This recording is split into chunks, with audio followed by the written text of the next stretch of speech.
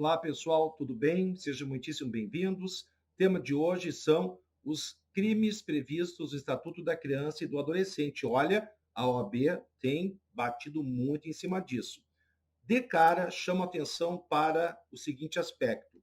Todos, mas todos os crimes previstos no Estatuto da Criança e do Adolescente e que na sua quase totalidade tem como vítima criança ou adolescente são, por certo, de ação penal pública incondicionada. Claro, além disso, com a lei nova de abuso de autoridade, inserido foi o artigo 227, letra A, lá no ECA, e diz o quê?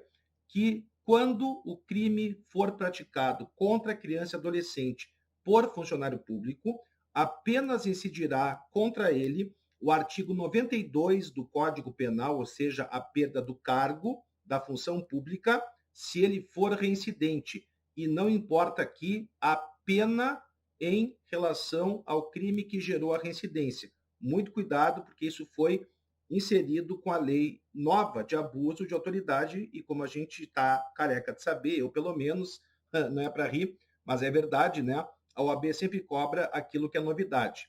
Uma outra questão extremamente importante que tem caído bastante, o crime do artigo 238 do ECA. Por quê? É um crime bilateral. No caput prevê o quê? Caput prevê a conduta daquele que faz a promessa de venda do filho ou do pupilo. Conduta bastante grave.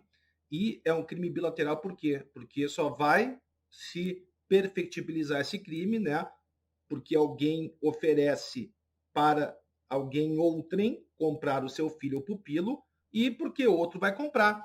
Então, por isso que é um crime bilateral. Logo, o parágrafo único do artigo 238 pune, ao revés, a pessoa que oferece a paga ou a promessa de recompensa em relação ao filho ou pupilo que foi comercializado. Bastante grave isso, né? Ainda, a partir do artigo 240 do ECA, nós temos aqueles crimes que foram gerados pela CPI da pedofilia, sendo que no artigo 240 nós temos a punição daqueles que produzem as imagens pornográficas ou de sexo explícito, enfim, envolvendo criança ou adolescente. No 241, nós temos aquele que vende ou expõe à venda, como lá na lei de drogas, esse material pornográfico envolvendo criança e adolescente, e muito cuidado com o 241, letra B, que pune o usuário do material pornográfico. Isso tem caído por quê? Porque se for de pequena quantidade, vou repetir, em relação ao usuário, se for de pequena quantidade, o material apreendido, esse pornográfico envolvendo criança ou adolescente, o juiz deverá reduzir a pena entre 1 a 2/3, ok? Depois o artigo 241, letra C, que, na verdade, é uma montagem, é um Photoshop. A criança ou adolescente, eles não estavam lá, mas como se cria esse ambiente, isso num futuro pode suscitar, pode cooptar mais pessoas que se interessem por ver essas imagens horrorosas. Então, prova maior ainda, que a OAB já perguntou, certo? É que, claro, importam os adolescentes e crianças que estejam naquela cena, naquele momento. Mas muito cuidado, galera, a tutela, ela é transindividual. Ou seja, esses crimes tutelam a pluralidade, todas as crianças e adolescentes, ainda que eles não tenham feito parte dessas imagens naquele momento. Tanto que a OAB já fez uma pergunta, mas as vítimas não representaram. Primeiro que todos os crimes são de ação penal pública incondicionada no ECA. E segundo, daí dizia que as vítimas não tinham sido identificadas. É irrelevante isso. Por quê? Porque, na verdade, nós estamos tutelando um bem transindividual, como acontece na lei de drogas. Não interessa quantas doses, desde que no mesmo contexto temporal, você vendeu a um usuário. Por quê? Porque a lei não está preocupada, a lei de drogas, com a saúde do usuário e muito menos com a saúde do traficante. O que se tutela ali é um bem coletivo, transindividual, um bem único, que é a saúde pública. Ficou bem claro isso? Tranquilo? E, por fim, ainda chama atenção do artigo 241, letra E de Equador. E por quê?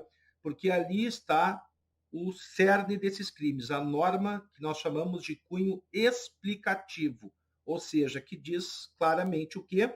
Que somente serão punidas as condutas anteriores, que vão dos artigos 240 a 241, letra D de Dinamarca, do ECA, se e quando houver a exposição de forma pornográfica da genitália de crianças e adolescentes ou de cenas de sexo explícito ou pornográficas.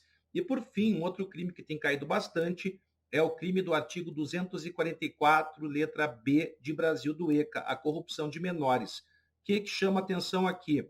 Também não importa, claro, só aquele menor que esteja lá praticando o crime. A tutela é coletiva, é um crime formal. Então, o que vão colocar no enunciado? Como já colocaram, o adolescente era ficha suja, então você não pode corromper o que já está corrompido.